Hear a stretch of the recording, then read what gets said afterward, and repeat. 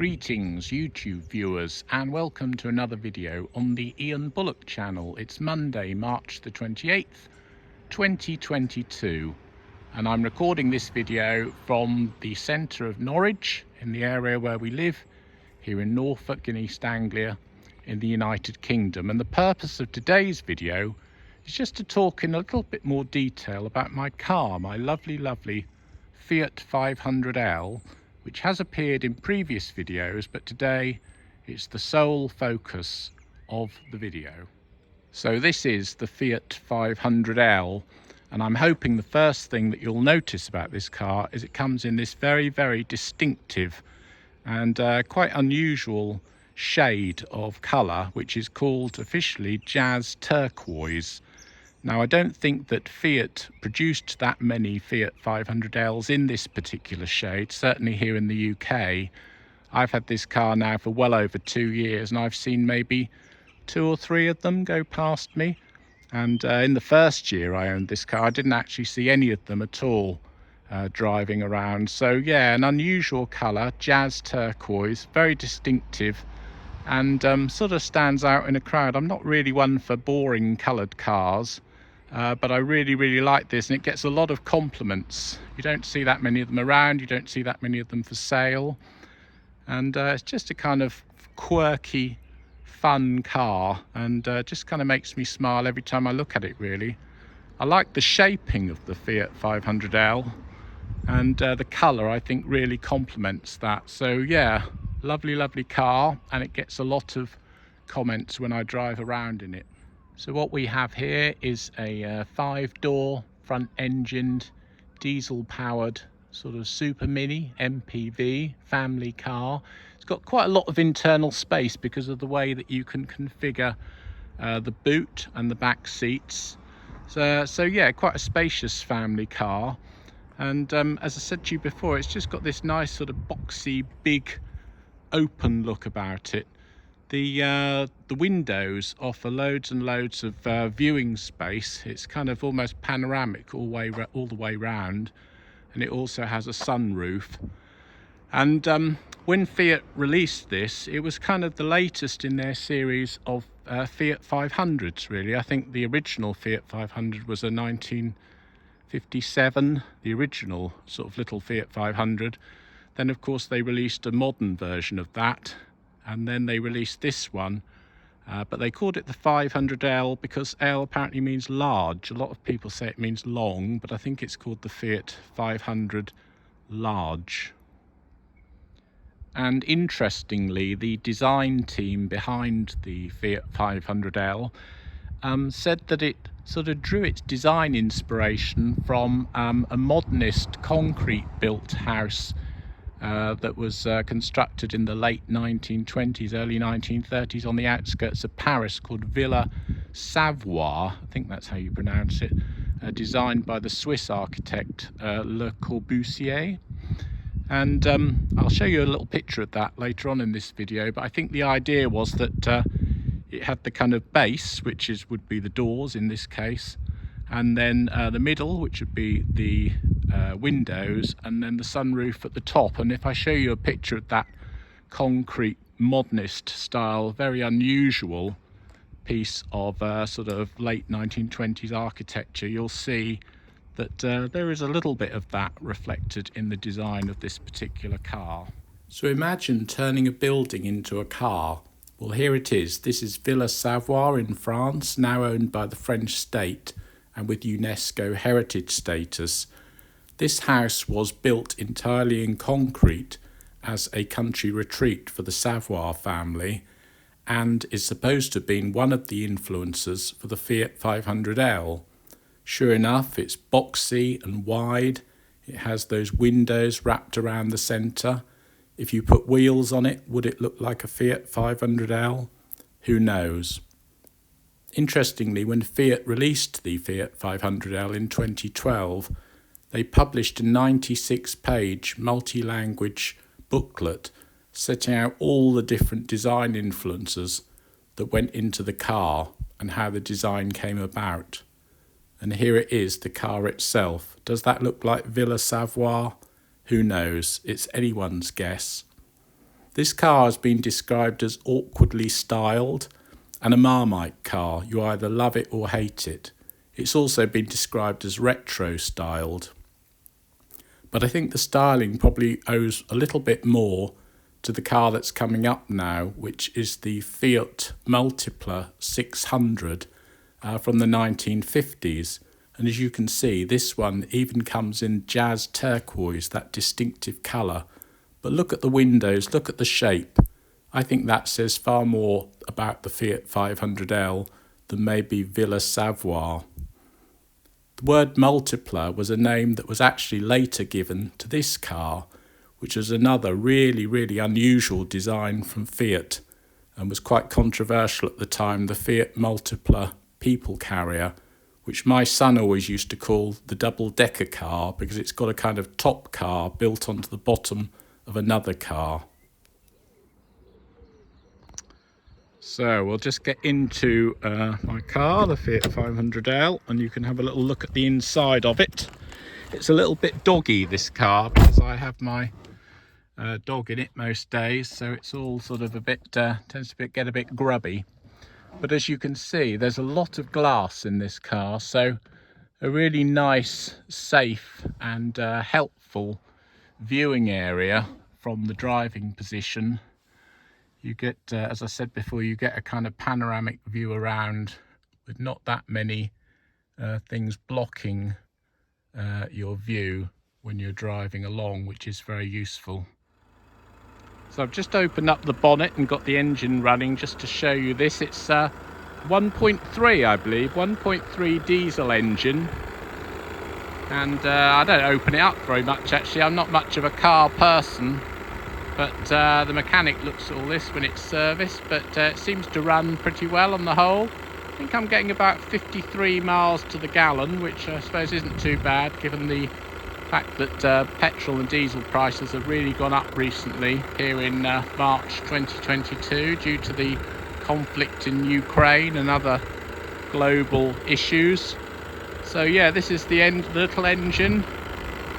It's the 1.3 multi-jet, this one. The only issue that I've really had with it, I mean, it's never really gone wrong. The only issue I have with it is that occasionally you get this problem with the diesel particulate filter, the DPF, which is a device that extracts soot from diesel fumes to try and make the air cleaner, I believe. But because I do a lot of sort of in-city driving, just taking the dog out and back and that, and not really doing many long journeys, that filter tends to need cleaning, and so you get a hazard error light that comes up from time to time saying that the DPF filter needs blasting. And the only thing you can really do with that is take the car out on a very fast A road. I use the A47 Norwich Southern Bypass, and give it, I think they call it like an Italian tune-up or something, which basically consists of bombing along the A47, sort of not always using top gear and trying to get the revs going really high just to kind of blast out the soot from the DPF filter. This car doesn't like short local journeys, and I suppose that the same could be said of many diesel cars. I've not had it on other diesel cars I've had in the past, but this seems to be one quirk of the Fiat 500Ls. You get this flipping warning light, DPF filter, keep vehicle moving, that comes up every so often, and usually if you give it a good old blast it clears it out. When I first bought this car, because it's a Fiat and Fiats can be quite quirky, I was really worried that although I liked the look of it and the drive of it and the shape of it and everything, because it was a Fiat, I was concerned that it might just keep going wrong and all sorts of weird things would happen with it. But actually I've had it now for, what would it be, 2 years and 3 months. It's had a new battery. I'm not really aware of anything that's ever gone wrong with it, really. The odd tyre here and there. The mileage is still pretty low. But yeah, no, nothing's really gone wrong with it. So hurrah for the Fiat 500L.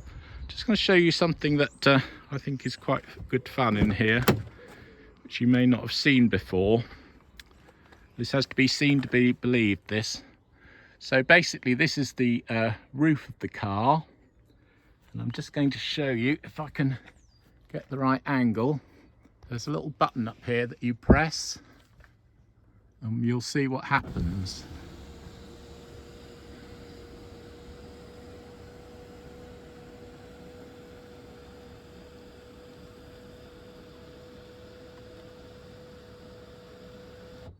There we go, that is the panoramic all glass, well really the whole roof, sunroof that comes with this car, which gives so much light into the cabin and looks great to me. A touch of the James Bonds there, I think. I kind of, when I put that on, I tend to think of myself in his Lotus submarine car and something fabulous happening. But yeah, that's good. And then this cover thing, which I'll just do again, just stops the car getting too hot when it's parked. And so it's optional really. I tend to have it open in the winter really, just to let more light into the car. Yeah, that's the fun panoramic sunroof. And then you can see here, I'll just take you around actually, you can see how big this sunroof is. Really glass right the way across the top of the car, and as I say, it lets a lot of light into the cabin and looks rather fabulously funky. So this is my fabulous Fiat parked outside our house here in Norwich. One other point I was going to make about the car is that it's absolutely fine for my purposes. I'm not really a car connoisseur and I don't really push it very hard. But yeah, in terms of going on long journeys and things, the engine is absolutely fine and it's comfortable and everything. I think maybe purists, you know, Fiat purists might say that the car is a little bit underpowered. It's a 1.3 or 1248 cc, I believe, diesel engine, 5-speed. But I don't know whether people who are really into their cars would say it's a little bit underpowered just at the top of its range. For sort of motorway driving. Now the only reason I mention this is because this car parked here, which is a Citroen C3 Picasso, is the car that I used to drive, and that's now driven by my son Greg. And yeah, that's a 1.6 and also a diesel, and it's quite noticeable, although it's an older car. It's a 2012, I think it is, 62 plate. I think I've had it for about 9 years or something. And when I bought the Fiat, I gave the car across to Greg. But I've noticed that when I drive that car, that just that bit more power that 1.6 engine has, it's almost as if it has one extra gear, if you like, at the top end. So you'll be where the car starts really revving high. With Greg's car, the Citroen C3 Picasso, you've got that extra gear just to slot it into, and it's quite comfortable. With the Fiat, you run out of gears, so maybe that suggests it is a bit underpowered. Don't know. It's fine for my purposes, and it's a smaller engine, and it's delivering about 53 miles to the gallon, so pretty good on the whole. So when I decided that I wanted to buy myself a Fiat 500L, I looked through Auto Trader for quite a few months actually, and saw them dotted around the country, but I specifically wanted this jazz turquoise colour, and it's quite hard to come by, so there weren't that many of them floating around the second-hand market. And then I found this one, which was for sale with Bexhill Motors down in East Sussex. Now we live in Norwich, which is quite a long way away from Bexhill, and it was for sale. It's, as I say, it's called the lounge model, so it's quite a good spec. And there we are, Bexhill Motoring Centre.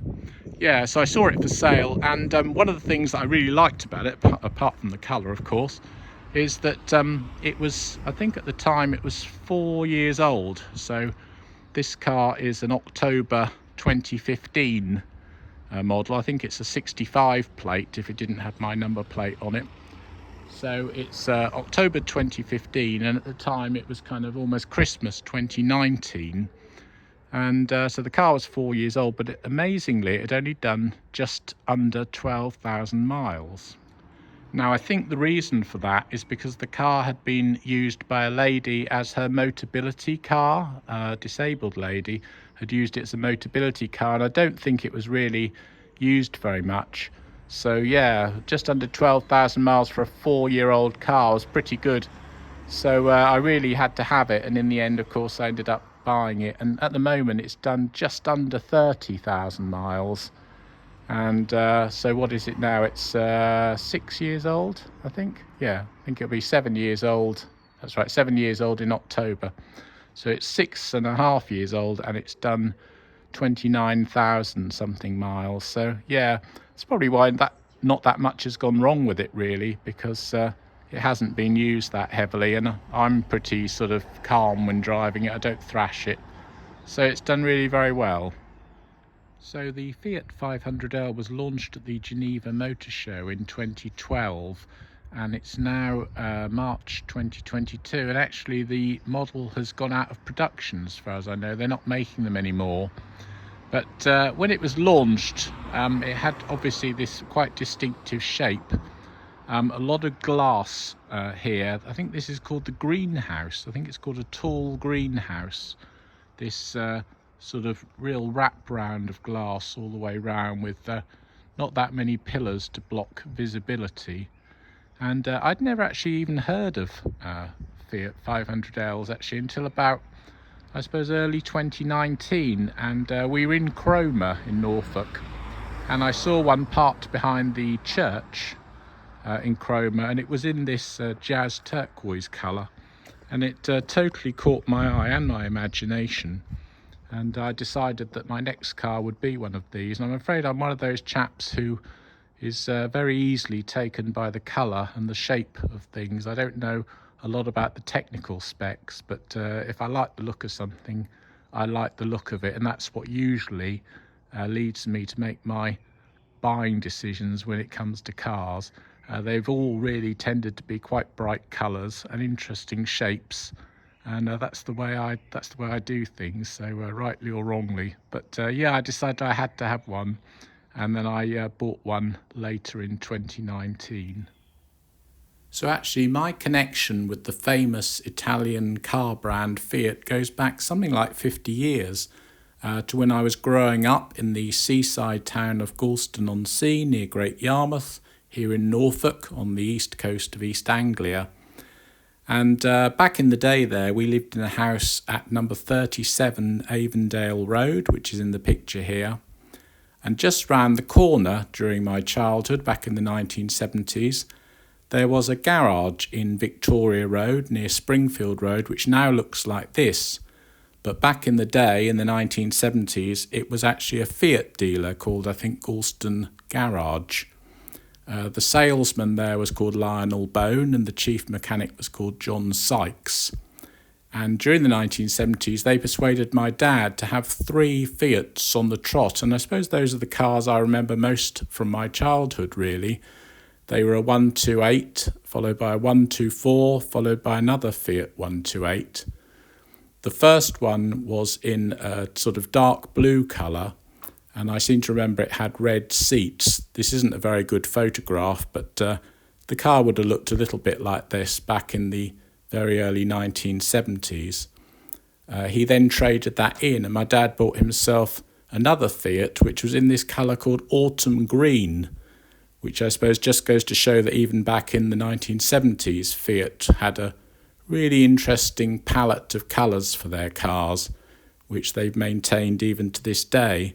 But back in those days, there was no air conditioning or central locking or electric windows, and we were a family of 6, so there are 4 of us on the back seat, 4 children, my mum and dad in the front, no air conditioning, no rear seat belts, so it was all good fun and frolics in those days. So my dad's last Fiat was one in scarlet with, I think, red and black check seats, which I think was a 128. Unfortunately, he then went all British Leyland on us and invested in a bright yellow daffodil-coloured Austin Allegro, and that was closely followed by a chocolate brown Morris Ital, I suppose probably towards the end of the 1970s and the early 1980s. Now, by the mid-1980s, I was a young chap, aged about 25, something like that, and I bought myself a white Fiat Uno 45 that looked like this. Now, around about the time, Fiat had produced a limited edition Uno called, I think it was either the Bianco or the Bianca, and it was all white, pure white everywhere. I couldn't afford one of those, so I bought a standard white Uno and had some wheel trims put on it that were sprayed white and some Go Faster stripes. So I kind of created my own limited edition model back in the day, and that would have been mid-1980s. I then traded that car in for another Fiat Uno 45 1 litre, which came in a colour called Izmir Green, Izmir being a city, I believe, in Turkey, and that's me aged around 28, 27, 28, something like that, in chroma, and that was Izmir Green. Now, that photograph is very old, and if you saw that car today, it would look a little bit like the picture coming up, which is actually an Izmir Green Fiat Uno 45, which is still running.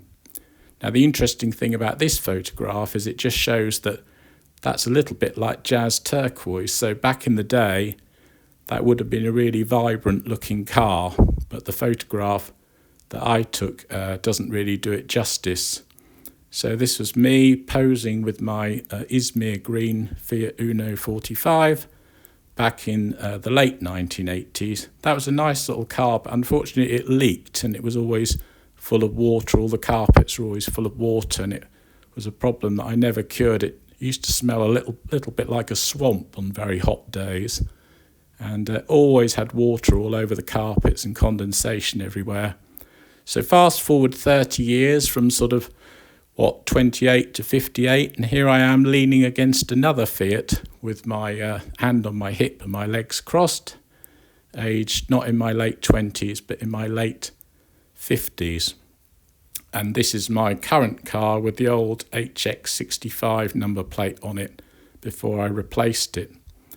So the car came from Bexhill-on-Sea, the Fiat 500L, and not so long ago, my wife and I went down to the south coast. This is St Leonard's, with my car parked outside.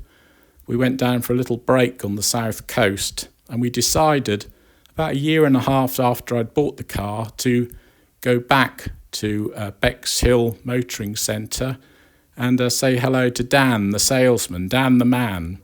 And he was really pleased to see us, actually, and I took this picture because we had quite a laugh.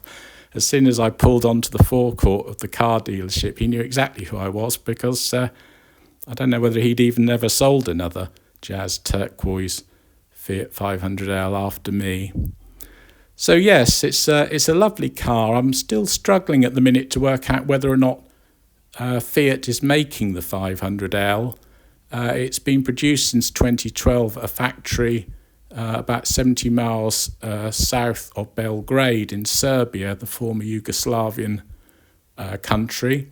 And everything that I've read seems to suggest that they've stopped production, but equally it looks as if they might restart production, possibly a hybrid model of the Fiat 500L, but possibly a model called the XL, which is a combination of the X and the L. So it's a little bit unclear at the moment as to whether or not these cars are still being produced, but it certainly had 9 or 10 years worth of run for its money, and they've produced more than 500,000 of them. So I'm back inside the car again now, and if you just look in the back here, you'll see my famous dog, which I've been talking about. She's called Nina, and we've just been on a muddy walk. But when I first bought this car, one of this very, very slightly disappointing things about it is that some of the models of the Fiat 500L have a slightly different dashboard to this one. And they have this kind of dashboard that's in a body colour. So I believe it's these sections here, instead of being this kind of rubbery, plasticky grey trim, which is absolutely fine, are they come in the body colour of the car. So if I just show you this colour here, which is the Jazz Turquoise. So instead of having this grey and black plastic, you have turquoise sort of paintwork almost going across the whole front here. And what I'm going to do now is just put up a little photograph just to show you what that's like. And I think I'm right in saying that that body colour dashboard comes on maybe the slightly lesser models. There's one called the Pop Star, the Fiat 500L Pop Star, and I think that has it. But I don't know whether there's any rhyme or reason for which cars have it and which cars don't. But it does look great. I mean, I think it looks brilliant and really does look funky. But then a lot of people might say it looks a bit cheap and tacky. So I'll show you a picture of that now, and you can make up your own minds about the turquoise dashboard. So this is what it looks like if you're lucky enough to own a turquoise Fiat 500L and you've got a dashboard looking like this, which I think looks really, really cool. And I'm a bit disappointed that mine doesn't have that. One or two people have suggested that I could actually spray mine or replace the dashboard with some imported components and recreate this dashboard, but to my mind that sounds a little bit like a faff, so I'll just leave it as it is, I think. So that's it really from here in Norwich on March the 28th 2022. Ian Bullock and my lovely Fiat 500L in this jazz turquoise colour. And also you'll note I've got my famous personalised number plate on the car as well, which I've had on, I don't know, 6, 7, 8 different cars. 3007 IB, the name's Bullock, Ian Bullock, licensed to thrill. I had that number plate since I was 30 actually, and I'm now almost 59, so what's that, 29 years I've had that number plate for, and moved it around from one car to another, but it looks nice on the Fiat, I have to say. So thank you so much for watching, and if you're a Fiat 500L owner yourself, please comment in the comments below. Thank you for watching, and goodbye from Norwich, Norfolk in the UK.